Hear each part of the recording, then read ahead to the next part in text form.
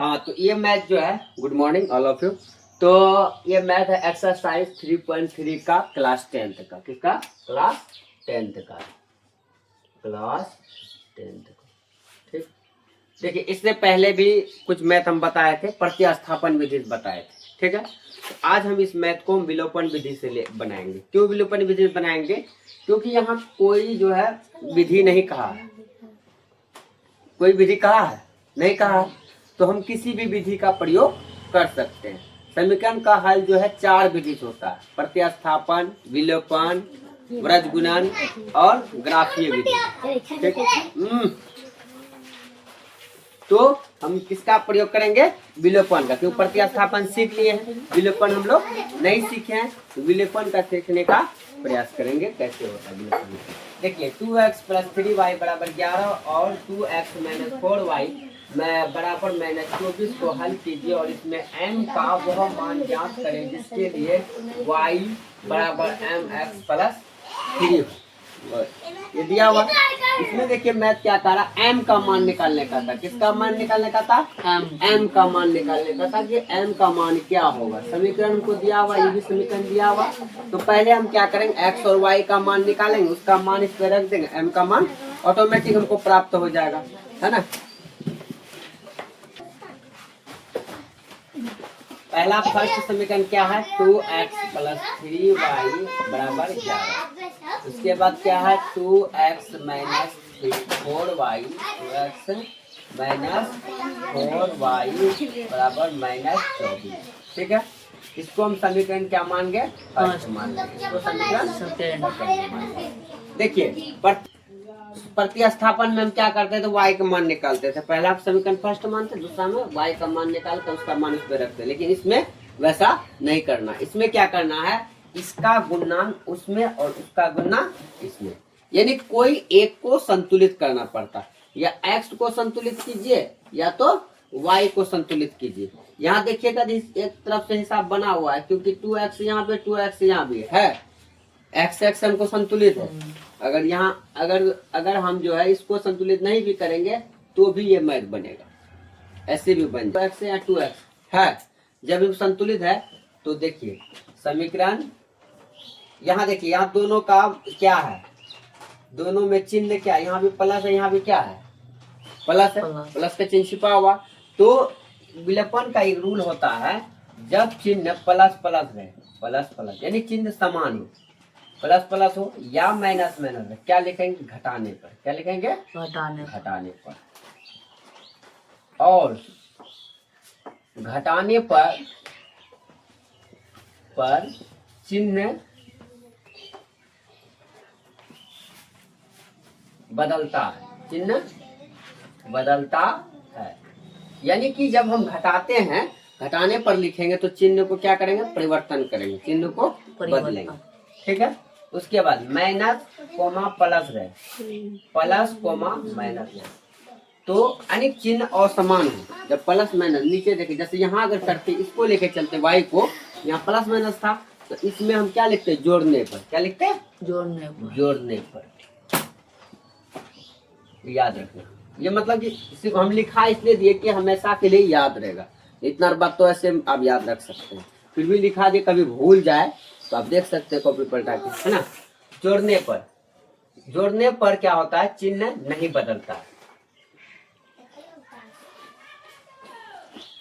और जोड़ने पर चिन्ह नहीं बदलता है, चिन्ह नहीं बदलता है। यानी जब जोड़ने पर रहेगा चिन्ह नहीं बदलेगा।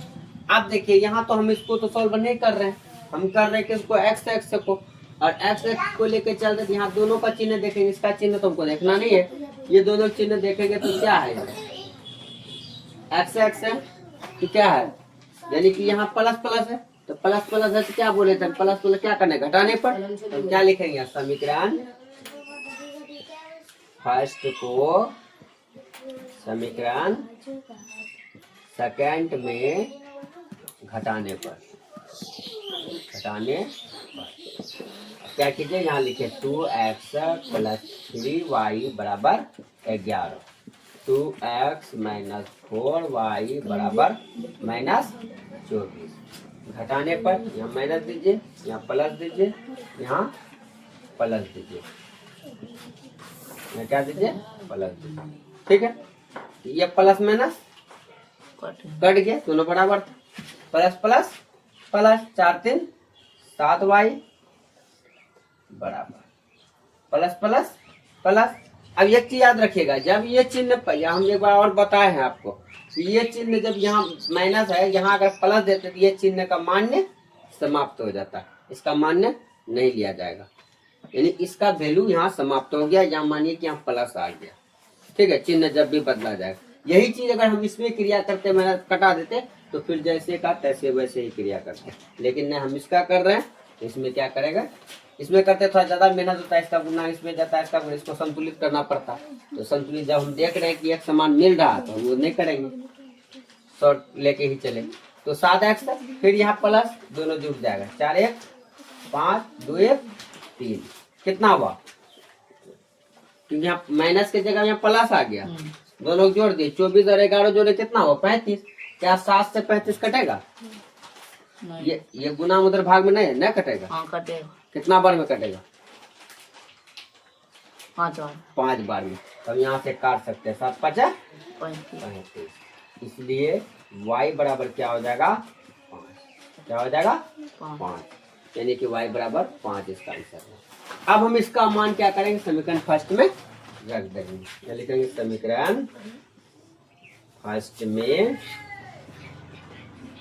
y का मान रखने पर। समीकरण फर्स्ट में क्या है y, क्या है समीकरण मेरा, 2x प्लस 3y बराबर 11।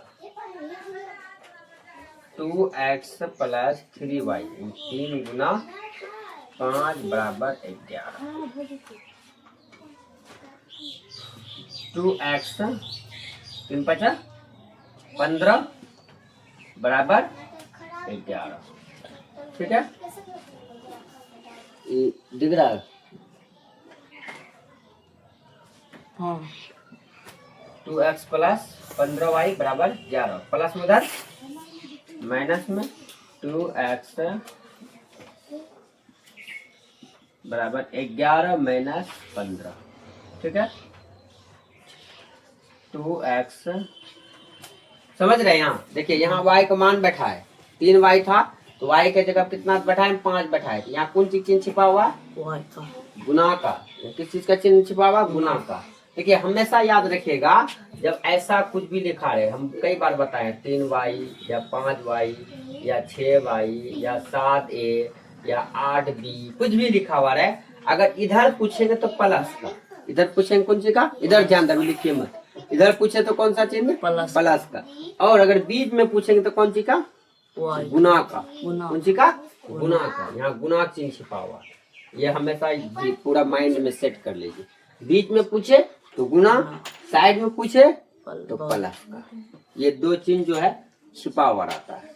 ठीक है, चलिए यहाँ देखिए, अब इसको घटाएंगे।